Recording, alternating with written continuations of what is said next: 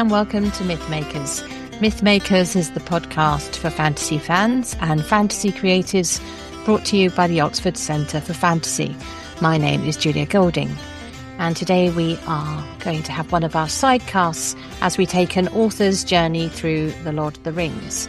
And we have reached chapter 9 in book 2, that's towards the end of the Fellowship of the Ring. And the chapter is titled The Great River. And it very much does what it says, because it's the longest stretch of the river travel that they do, heading south towards Mordor. Now, looking at this chapter, I don't suppose it's anyone's favourite chapter as a whole, but there may be some favourite moments in it. And there are two for me. Maybe three, actually, but we'll look at those as we go along. The actual structure of this chapter, the other previous chapters, I've been talking about it falling into sort of 3 parts or that kind of thing. Here, actually, when I looked at it, it seemed to me as if it's more like a string of beads. There are probably around 6 little episodes strung on the string of the river as they go along. So look out for that as a change of structure. It starts in a dreamy, drifty mood. It's got a uneasy opening. Frodo wakes up. He fell asleep at the end of the previous chapter. So this is one of the ways that Tolkien often starts a chapter, is with Frodo waking up.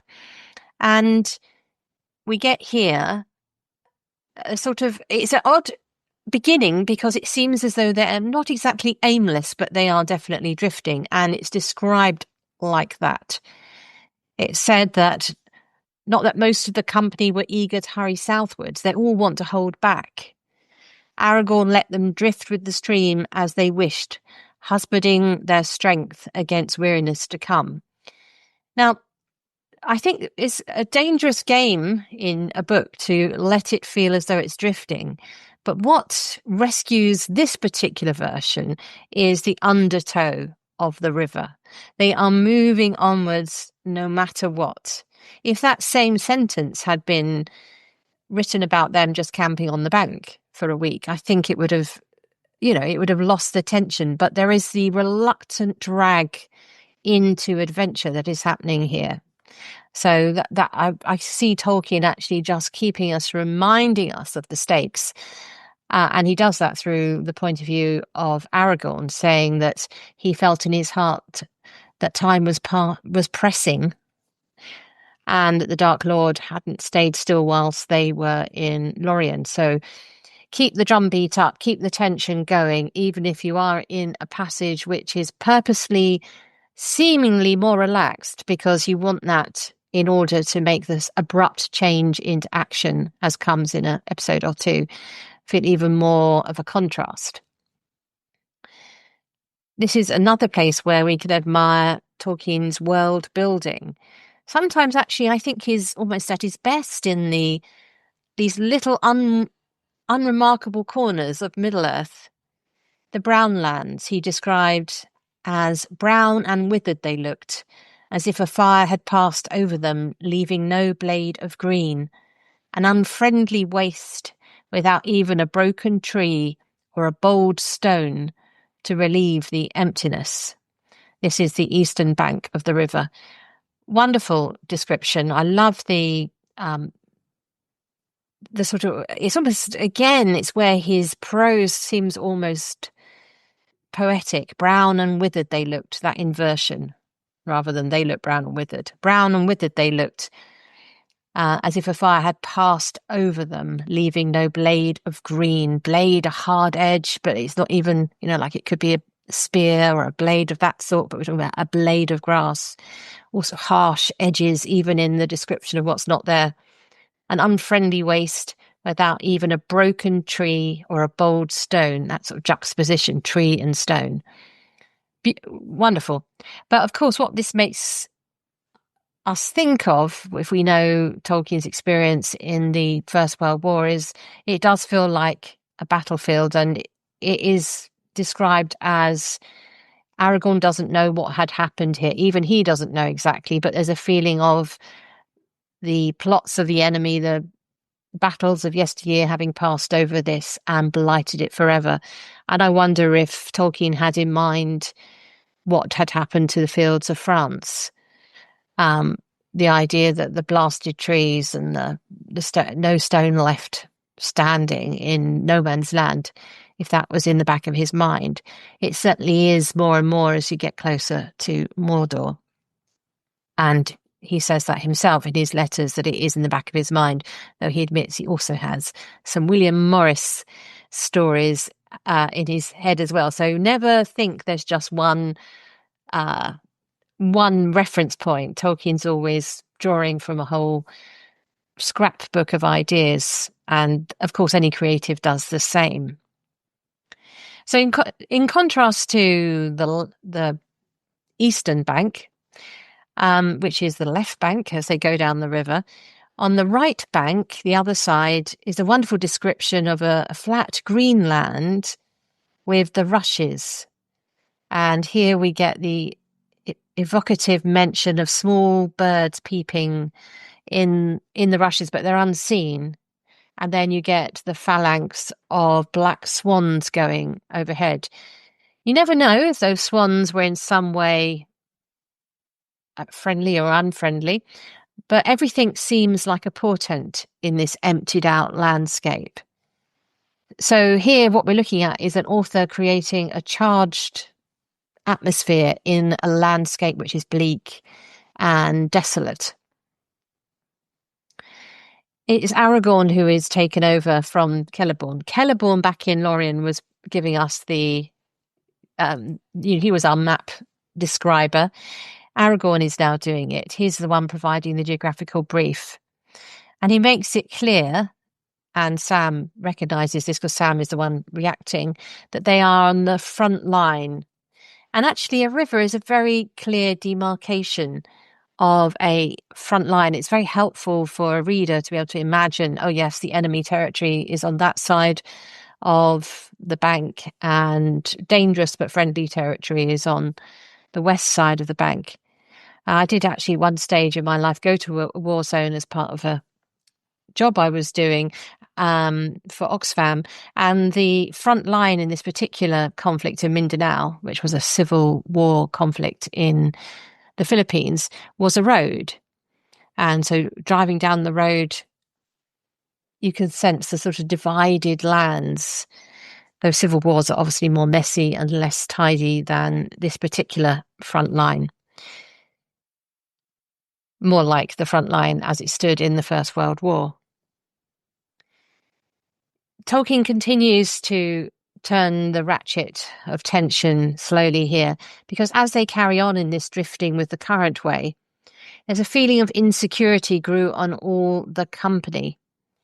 And here we get an unusual check-in on what everybody's thinking. So it starts with Frodo, which is not surprising because the conceit is that he's later on putting it back together again as the story. He's thinking back to Lorien, which gives us the contrast of the green land with golds and silver with this land of mists and brown lands. You know, it's when you put one shiny, bright thing against something dark and drear and misty, you get each looks better. You know, one more extreme version of themselves. But we also get a check-in to the headspace of Legolas, very unusually. And Gimli, who's thinking about what he's going to do with Galadriel's hair. But tellingly, we see Boromir from the outside. It's Pippin who is worried about him. So Boromir's behaviour, which has been disruptive for many chapters, he's now seeming to lose it a bit because he's basically being quite creepy. He's paddling up to catch up with Frodo and then sort of drifting back again. So he is falling under the power of the ring, though that isn't spelt out here, but an attentive reader will be aware of the alarm bells which should be ringing around Boromir. So that's the first section, which I would call the sort of drifty, menacing section. And now we get to the second of our little episodes, and this is when they pull up on an ayot or an 8. What that is, if you're wondering, is a peninsula or even a little island on the bank of a river. The spelling that Tolkien has chosen, EYOT, is not the most usual one. It's often written down as AIT. Anyway, that's what it is. Water around an island or a little peninsula into a river or lake. And here we get, remember, we've had this long build up to Gollum's approach, but here he actually gets named because Sam has noticed. And unlike everybody else who's been keeping it to themselves, including Frodo, Sam, who notices something, a log with eyes in the river, basically tells Frodo everything he saw and dares to give it a name as well. And Frodo says, yeah, I know. Why they don't talk to each other. It's one of those mysteries in this part of the story. And then they agree to go it alone on keeping watch. But that doesn't last very long because as Frodo is keeping watch, he has a near miss of seeing Gollum, and that wakes Aragorn. So Aragorn says, so you know about our little footpad, do you? And Aragorn goes on to tell Frodo and us that he's tried to capture Gollum on a number of occasions. Okay, why has he not told the rest of the company? I don't have an answer for that, and I can't think of a story answer for that, other than perhaps maybe not wanting to alarm them, or he didn't think it was necessary. But it does mean that finally it becomes a company knowledge, because Aragorn twists the tension by saying he's a dangerous creature, quite apart from murder by night on his own account. He may put the enemy that is about on our track. So he spells out the danger he sees from Gollum. And it does become a full company watch. So now everybody is in on the fact they're being tracked by Gollum. So moving on from the eight, there's a change in landscape. And I've written this down. It's quite a long passage, but I loved it. Soon they were passing through a hilly, rocky land, and on both shores there were steep slopes buried in deep breaks of thorn and sloe, tangled with brambles and creepers. Behind them stood low, crumbling cliffs and chimneys of grey, weathered stone, dark with ivy. And beyond those, again, there rose high ridges, crowned with wind-writhen firs. Why did I bother to write down a passage about a place I don't even get off the boat to go and see? Well, have you noticed how Tolkien has organised that? One of the challenges when you're describing a new land is how to organise what you see so that you take the reader with you. And here Tolkien is doing it like a landscape painter might sketch out a scene before him or her. He moves from the foreground to the background. So we have the shores and the breaks of thorn and sloe. That's like underbrush. And then behind that, the cliffs, and behind that, the ridges. So our mental eye is drawn and organized so that we can see one thing in relation to another. And note how specific he is. Again, he talks about different flora and fauna. We've got, not fauna in this case, but flora, thorn and sloe, brambles and creepers and firs. So you can imagine all of these different plants that are growing wild. And here at the end of this little section, which I've called the Aep section, we get an eagle just glimpsed high up in the sky, which is possibly a link to Gandalf, we later find out. But it's just planted there so that it can be referred to later. Okay, in the third episode, Tolkien quite rightly thinks, I've been drifting a bit, and they've been chatting away, and we've had the tension mounting with knowing Gollum's on their heels, but something's got to happen. And two things happen in quick succession. First is a physical danger when they suddenly find themselves much closer to the Sanggebir Rapids than they thought. Do note that Boromir is as helpful as ever, basically telling, we're all going to die kind of thing. Aragorn admits to being out of his reckoning because they've gone faster than he thought. He's not been here before this way, so he's learning on the job. He does say he's less comforting in this section. He says, turn if you can. I'm not quite sure what the alternative is. It's to go over the rapids, is it? Anyway, it's clear that the turning of the boats against the current or across the current is massively difficult. And even Boromir, not even Boromir, but Boromir starts shouting orders almost as if he's fed up with Aragorn and he wants to take charge, which is that sort of tension that's been working away subtly underneath everything anyway. So between Aragorn and Boromir, they managed to get the boats away from the rapids, but that's not the only danger at hand. Because in an excellent piling on of the drama, that is the moment when the orcs attack. And here it ties up the Ayat episode because there is a suggestion that these orcs may have been alerted by Gollum. So Gollum's been swimming down the river, so he, of course, can land on both the east and the west bank. So it's plausible that he may have alerted nearby orcs. And at this point, the current has pushed the boats far over to the east. So it's a perfect place for an ambush.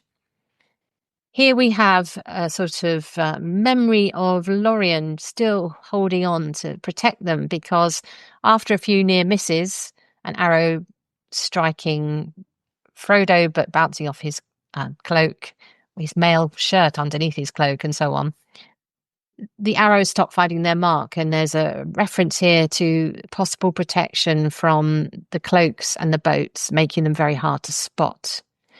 And with an effort, they reach the West Bank. I love this bit that's about to happen because Legolas doesn't do he's one of the least used of the company. We get less glimpses of him, fewer glimpses of him, I should say. And this is one of those moments where he comes to the fore. And we see it from Frodo's point of view. When they reach the shelter of the West Bank, Legolas leaps up with his bow. He's the one with the long-range weapon. And Frodo looks up and sees Legolas's head. It was dark, crowned with sharp white stars that glittered in the black pools of the sky behind. We're suddenly reminded that he is this one of the ancient race of the elves. And then we get an echo of the eagle episode, but it's come back in a much darker, more terrifying form.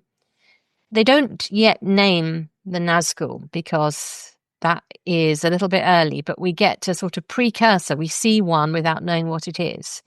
But we know it's not an eagle because Frodo feels its evil presence and his wound starts to ache. Just as we think all might be lost, there's a overhead attack, Legolas's bow sings out. That is not Tolkien is picking on the usage of the twang of the bow being like singing, which you'll find in sort of folk tales and things, but it seems particularly fitting for an elven bow, doesn't it? And Legolas manages to get a shot in, which fells the creature, the winged fell beast, and it disappears, and the sky is described as being clean again, so that dark evil presence is gone. So a hero moment there for Legolas, which is very enjoyable to see. Boromir, by contrast, is still being his creepy self. Whilst one person is standing up crowned with light, you've got Boromir being darker and more nasty, sort of trying to work out why, when Frodo says, I think it felt like something, but I can't say what. Boromir is trying to pry and poke and find out what Frodo's already said he doesn't want to say. So all is not well with Boromir. So here we come to the fourth of our little beads on the thread, which is the river, which is when they are sort of sheltering on the bank and the immediate danger is past. There is a reflection on the nature of time. And it's right that Legolas has just had his hero moment, and he now has one of his most wonderful passages in the whole book that he gets to say. And that's about the nature of time. Sam is worrying because he's seen the moon come up, a new moon, and he's trying to work out where they are in terms of the calendar. Frodo says he feels like time stops in Lorien, and Legolas has this rather wonderful notion or speech about time as it appears to the elves. Nay, time does not tarry ever. So, they may have felt like it stopped, but it doesn't. But change and growth is not in all things and places alike. For the elves, the world moves, and it moves both very swift and very slow. Swift because they themselves change little, and all else fleets by. It is a grief to them. Slow because they do not count the running years, not for themselves. The passing seasons are but ripples ever repeated in the long, long stream. Yet beneath the sun all things must wear to an end at last. So he's using the river that is around them as a sort of visual of this idea of both the ripples and the moving on, the drag onwards, which connects to where we started with this, the feeling that they are being dragged into their quest. You can't stop and stand on the bank. You have to carry on in this direction. And that phrase, yet beneath the sun, is actually quite like Ecclesiastes. It's sort of biblical in phrasing, as elves often are. Frodo puts his foot in it a bit by speaking out loud about the lady's ring, and is told to speak no more of it by Aragorn. And this little interlude about time is sort of wrapped up at that point. And Aragorn is still being not very positive because he says time flows on to a spring of little hope. But I guess, you see, the alternative is for him to say, yep, we've got this, guys. It's in the bag. Of course he can't say that, because that would make us not believe the quest could fail. We have to believe that they could fail in order to want to stay with them, to see them succeed. The next day, they wake in a wet and foggy world. And Boromir and Aragorn are arguing again as to the right path. Boromir wants to give up on the river and set out to Minas Tirith, because all the time they've been on the river, that he knows what he wants to do. His agenda is clear. He just wants everyone else to fall into line and go with him. Aragorn likes the river because it puts off the decision. He knows what he wants to do in his heart, but he also knows what the quest needs to do. And he says that the river is at least a path that cannot be missed. Carrying on down this front line is putting off the decision. And Boromir says something which on a second read sounds prophetic. Boromir says, well, all right then, kind of thing. To the tall isle I will go, but no further. And of course he does go no further. Now we get to the fifth episode, which is the Portage Way. I want to just sort of sing the praises of an unfilmed episode in the story where there is no BBC audio version, there is no Peter Jackson version to get in the way of you just enjoying the prose of Tolkien. I love these extra special because they don't feel tired and worn out, and I haven't seen them a million times. And this is also a turning point in Aragorn's sort of mood as well. He starts by saying, once they've gone off to try and find a way round the rapids. It looks pretty bleak, but he and Legolas go and have an explore, and he comes back saying all is well. They found the old path. Boromir is still being a grump, frankly, and one of the ways in which he's stirred into action is by Gimli saying a very Gimli-esque thing, which is the legs of men will lag on a rough road, while a dwarf goes on, be the burden twice his own weight, Master Boromir. So a bit of prodding from everyone else. Boromir and Aragorn carry the boats up and around, down past the falls to the next safe mooring point. But it doesn't stop there, because this is why it's a little episode, because it also comes to an end. This is tiring work, carrying these boats, even though they're unexpectedly light. And everybody is exhausted by the time they reach the bottom of the rapids. And Boromir gets to sort of have a clap back at Gimli, who's nodding with tiredness.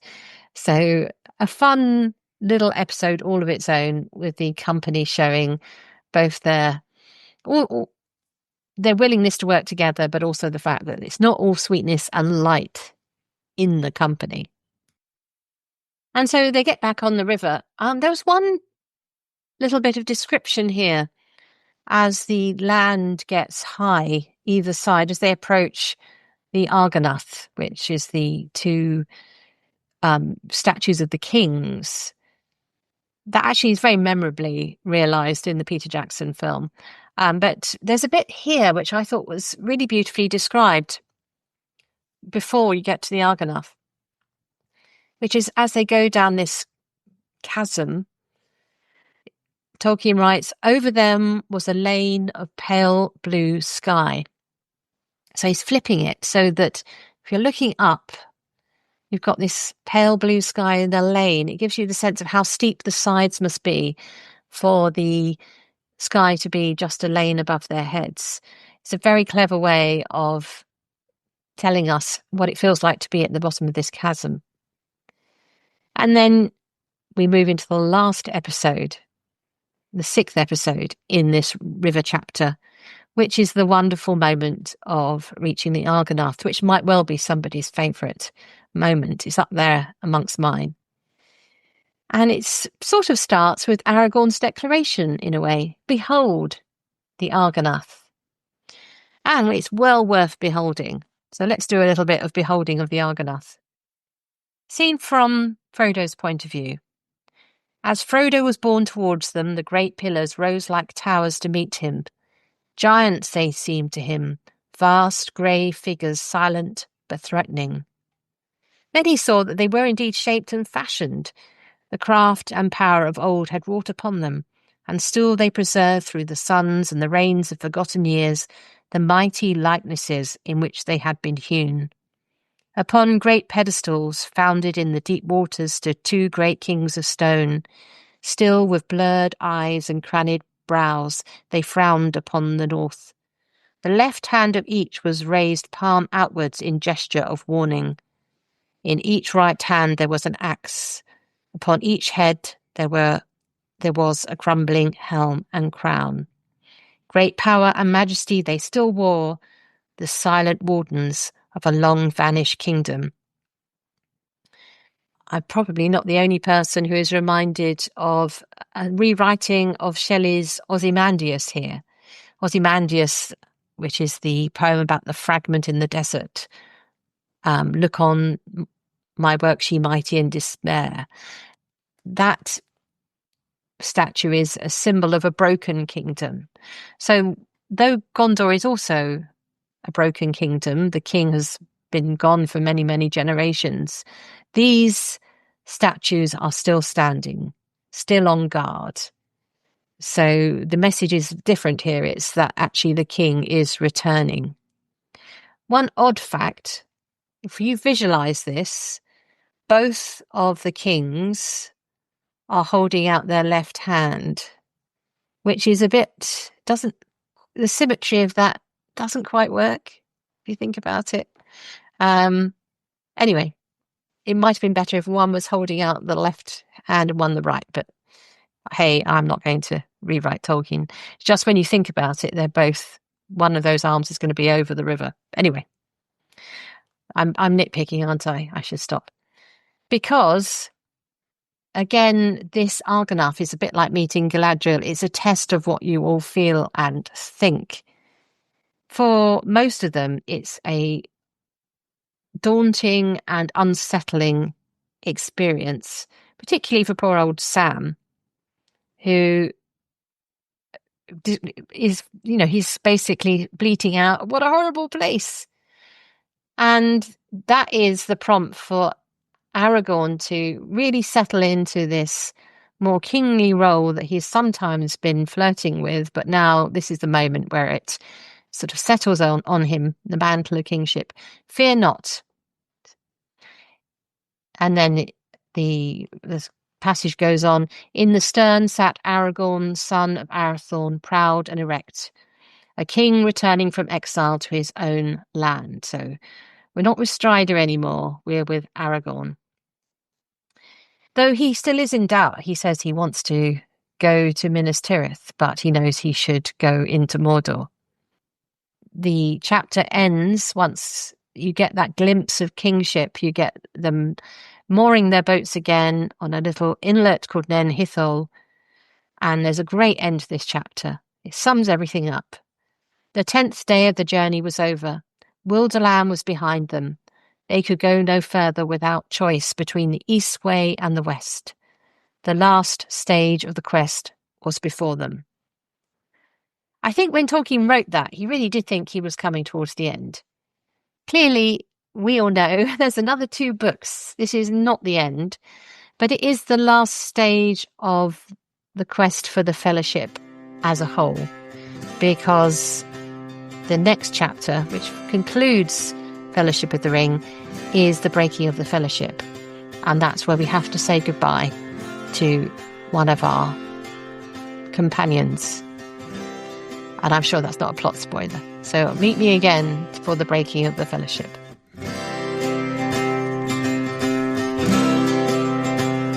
Thanks for listening to Mythmakers Podcast, brought to you by the Oxford Centre for Fantasy. Visit oxfordcenterforfantasy.org to join in the fun. Find out about our online courses, in-person stays in Oxford, plus visit our shop for great gifts. Tell a friend and subscribe wherever you find your favourite podcasts worldwide.